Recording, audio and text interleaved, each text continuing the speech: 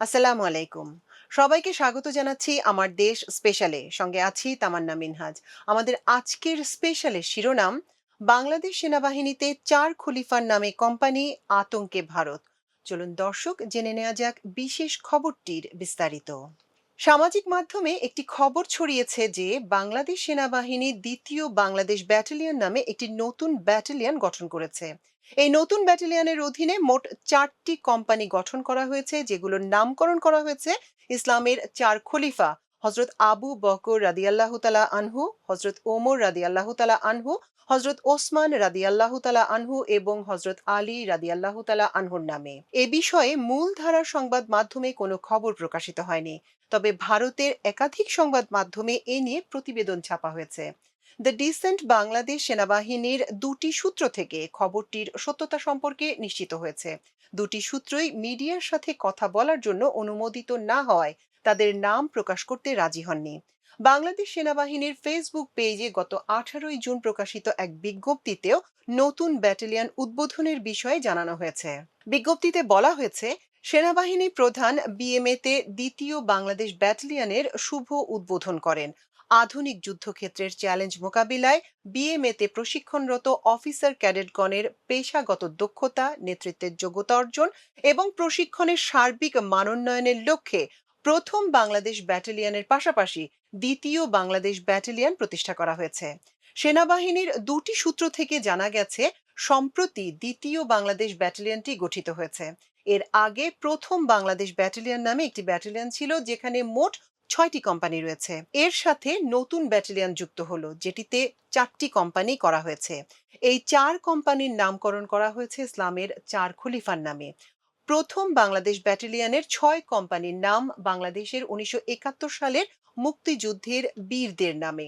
সূত্রটি আরও জানিয়েছে, দ্বিতীয় বাংলাদেশ ব্যাটালিয়নে আরও দুটি কোম্পানির প্রস্তাব করা হয়েছে, যেগুলো হবে বাংলাদেশ সেনাবাহিনীর পূর্ণাঙ্গ নারী কোম্পানি। তবে নবী হজরত মোহাম্মদ সাল্লাল্লাহু আলাইহি ওয়াসাল্লামের কন্যা ফাতেমা রাদিয়াল্লাহু তাআলা আনহা এবং স্ত্রী আয়েশা রাদিয়াল্লাহু তাআলা আনহার নামে প্রস্তাবিত কোম্পানি দুটি এখনো অনুমোদিত হয়নি। মূলত সেনাবাহিনীতে প্রতি বছর রিক্রুট করা ক্যাডেটের সংখ্যা বেড়ে যাওয়ায় নতুন আরেকটি ব্যাটালিয়নের প্রয়োজন পড়ে বলে জানিয়েছে সূত্রগুলো। নতুন ব্যাটালিয়নের কোম্পানিগুলোর ইসলামের ৪ খলিফার নামে নামকরণের বিষয়টি নিয়ে একাধিক ভারতীয় সংবাদ মাধ্যম খবর প্রকাশ করেছে।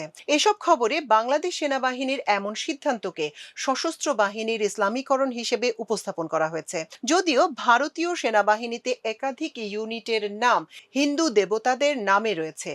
নবভারত টাইমস নামে একটি সংবাদ মাধ্যমে শিরোনাম করা হয়েছে, Bangladesh army is General Zaman forming an Islamic army for Bangladesh, a company named after Prophet's first 4 caliphs. অন্যদিকে নর্থ ইস্ট নিউজ নামে একটি ওয়েবসাইটের শিরোনাম করা হয়েছে, Bangladesh army's new battalions as Omar, Abu Bakr, Ali and Osman companies. প্রতিবেদনের ভেতরে মন্তব্য হিসেবে আরও লেখা হয়েছে, naming the 4 companies after close companions and fathers and son-in-laws is a sign of a growing Islamization within the rank and file of the Bangladesh Army। অর্থাৎ ৪ খলিফার নামে নামকরণকে সেনাবাহিনীর ইসলামীকরণ হিসেবে অভিহিত করা হয়েছে। যদিও যে কোনো দেশের সামরিক বাহিনীর অভ্যন্তরীণ বিষয়াদি নামকরণের ক্ষেত্রে সাংস্কৃতিক বা ধর্মীয় ঐতিহ্যের প্রতিফলন নতুন কোনো বিষয় নয়। বিশ্বজুড়ে বিভিন্ন দেশের সেনাবাহিনী তাদের নিজস্ব ইতিহাস, সংস্কৃতি এবং ধর্মীয় চেতনার সাথে সামঞ্জস্য রেখে তাদের ইউনিটের নামকরণ বা রণধ্বনি নির্ধারণ করে থাকে। এই প্রেক্ষাপটে ভারতীয় সেনাবাহিনীর দিকে তাকালে দেখা যায়, সেখানেও শতবর্ষ ধরে হিন্দু ধর্মীয় ঐতিহ্য, পৌরাণিক বীরগাথা এবং সংস্কৃত শ্লোকের ব্যাপক প্রভাব রয়েছে। ভারতীয় সেনাবাহিনীতে কয়েকটি কোর, ব্রিগেড, ব্যাটালিয়ন রয়েছে, যেগুলোর নাম সরাসরি হিন্দু দেবতার সঙ্গে যুক্ত প্রতীক থেকে নেওয়া হয়েছে। একাধিক ভারতীয় সংবাদ মাধ্যমের প্রতিবেদন থেকে জানা যায়, চলতি বছরের জানুয়ারিতে ভারতীয় সেনাবাহিনীর একটি এলিট ব্যাটালিয়নের নামকরণ করা হয়েছে ভৈরব ব্যাটালিয়ন নামে।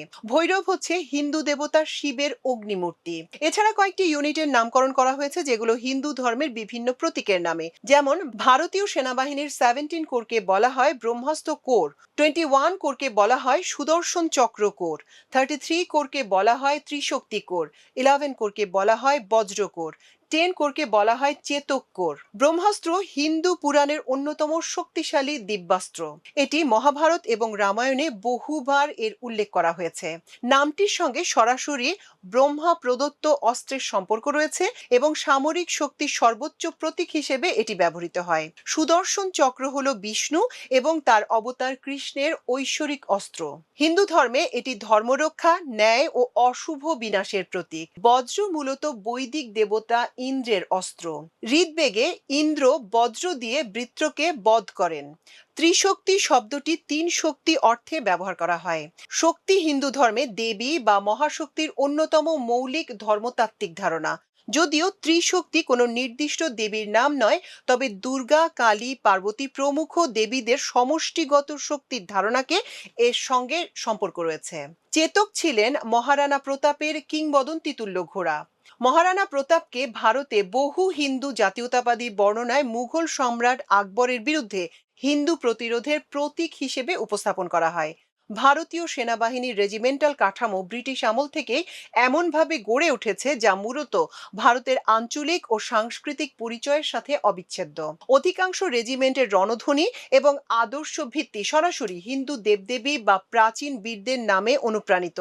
যেমন রাজপুত ও বিহার রেজিমেন্ট তাদের রণধ্বনিতে ভগবান হনুমান বা বজরংবলীকে স্মরণ করে, যিনি হিন্দু পুরাণে অসীম শক্তি, আনুগত্য এবং অজেয় সাহসের প্রতীক। একইভাবে কামায়ুন রেজিমেন্ট রণক্ষেত্রে দেবী কালিকার নাম নেয়, যিনি অশুভ বিনাশকারী শক্তির মূর্ত প্রতীক, যা সৈনিকদের কঠিনতম মুহূর্তেও ভয়হীন লড়াই করার সাহস যোগায়। আবার হিমালয় অঞ্চলের গাড়োয়াল রাইফেলস তাদের রণধ্বনিতে ভগবান বদ্রীনাথ বা বদ্রী বিশালের আশীর্বাদ প্রার্থনা করে, যিনি স্থিতিশীলতা ও রক্ষাকর্তার প্রতীক। ডোগরা এবং নাগা রেজিমেন্ট যথাক্রমে দেবী জালা এবং দেবী দুর্গার স্মরণ নেয়, যারা আদ্যশক্তি বা অসুর বিনাশিনী হিসেবে পরিচিত। মারাঠা লাইট ইনফ্যান্ট্রি তাদের ঐতিহ্যের সাথে শিব ও ভবানী মাতাকে যুক্ত রেখেছে। হর হর মহাদেব এবং ভবানী মাতা কি জয় ধ্বনি তাদের বীরত্ব ও অদম্য ইচ্ছা শক্তির পরিচায়ক। এছাড়া ব্রিগেড অফ দ্য গডস তাদের রণধ্বনিতে বিষ্ণুর বাহন গরুড়কে স্মরণ করে, যা মূলত দ্রুততা, তীক্ষ্ণ দৃষ্টি এবং শত্রুর উপর ক্ষিপ্র গতিতে ঝাঁপিয়ে পড়ার সংকেত দেয়। দর্শক, এই ছিল আমাদের আজকের স্পেশাল নিউজের আয়োজন। এতক্ষণ সঙ্গে থাকার জন্য কৃতজ্ঞতা। আল্লাহ হাফেজ।